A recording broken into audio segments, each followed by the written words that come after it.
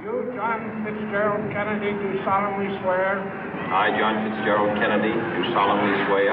That you will faithfully execute the office of President of the United States. That I will faithfully execute the office of President of the United States. And will, to the best of your ability. And will, to the best of my ability. Preserve, protect, and defend the Constitution of the United States. Preserve, protect, and defend the Constitution of the United States. So help you God. So help me God.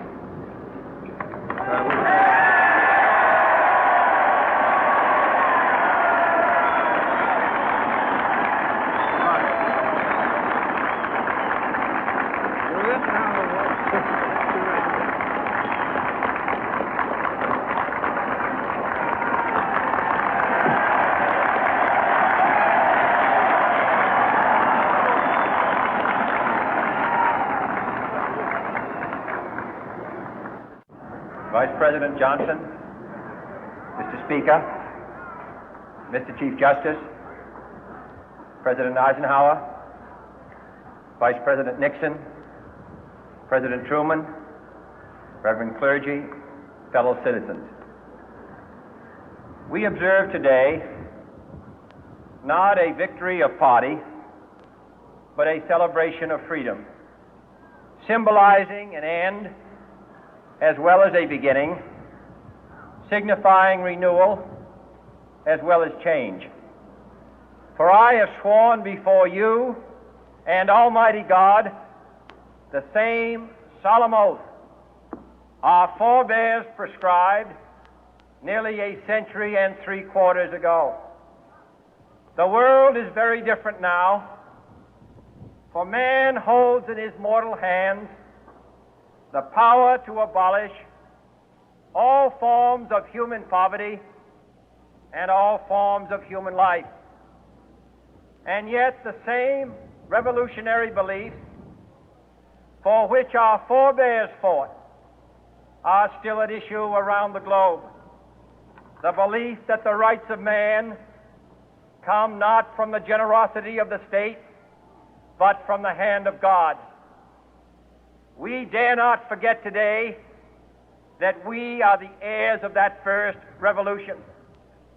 Let the word go forth from this time and place to friend and foe alike that the torch has been passed to a new generation of Americans born in this century, tempered by war, disciplined by a hard and bitter peace, proud of our ancient heritage, and unwilling to witness or permit the slow undoing of those human rights to which this nation has always been committed and to which we are committed today at home and around the world.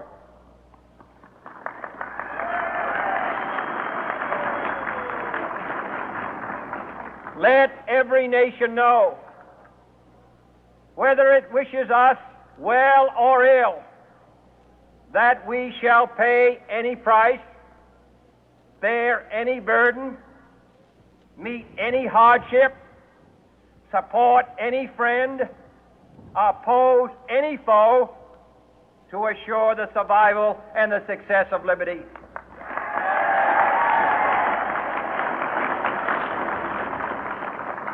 This much we pledge and more.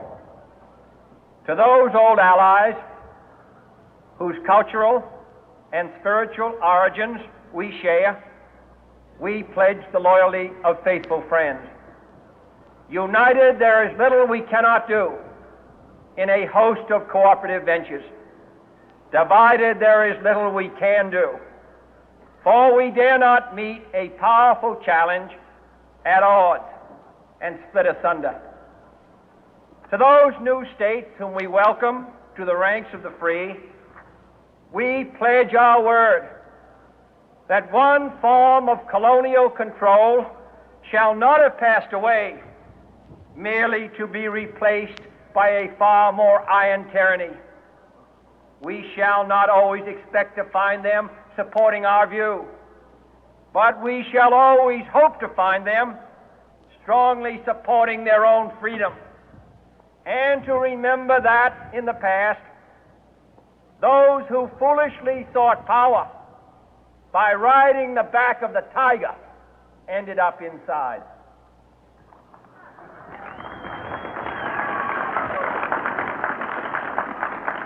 To those people in the huts and villages of half the globe struggling to break the bonds of mass misery, we pledge our best efforts to help them help themselves for whatever period is required, not because the communists may be doing it, not because we seek their votes, but because it is right. If a free society cannot help the many who are poor, it cannot save the few who are rich.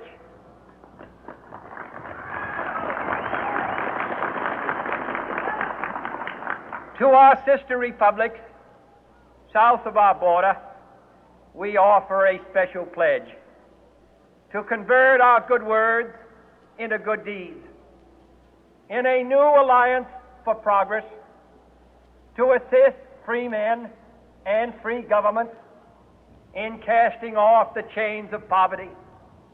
But this peaceful revolution of hope cannot become the prey of hostile powers. Let all our neighbors know that we shall join with them to oppose aggression or subversion anywhere in the Americas. And let every other power know that this hemisphere intends to remain the master of its own house.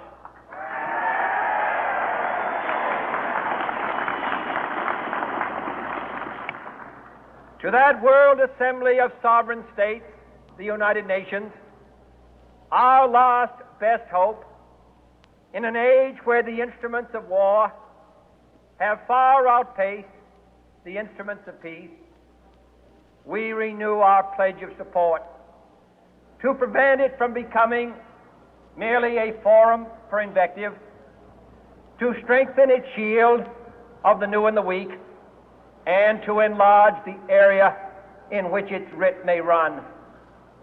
Finally, to those nations who would make themselves our adversary, we offer not a pledge, but a request that both sides begin anew the quest for peace.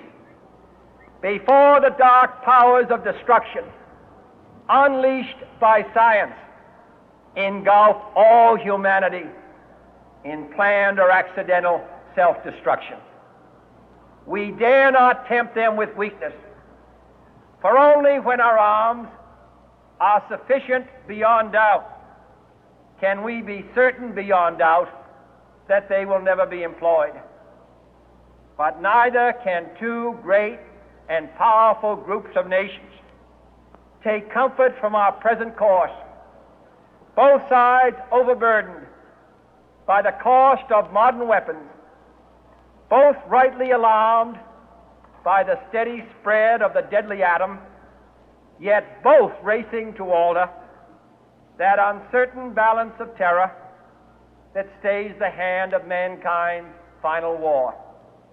So let us begin anew, remembering on both sides that civility is not a sign of weakness, and sincerity is always subject to proof. Let us never negotiate out of fear, but let us never fear to negotiate.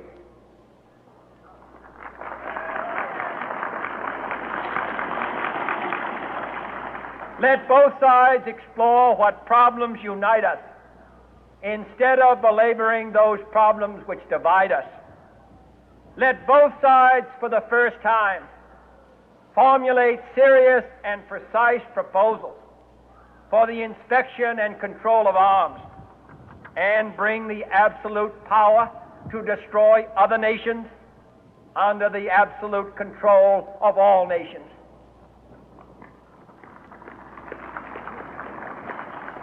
Let both sides seek to invoke the wonders of science instead of its terrors.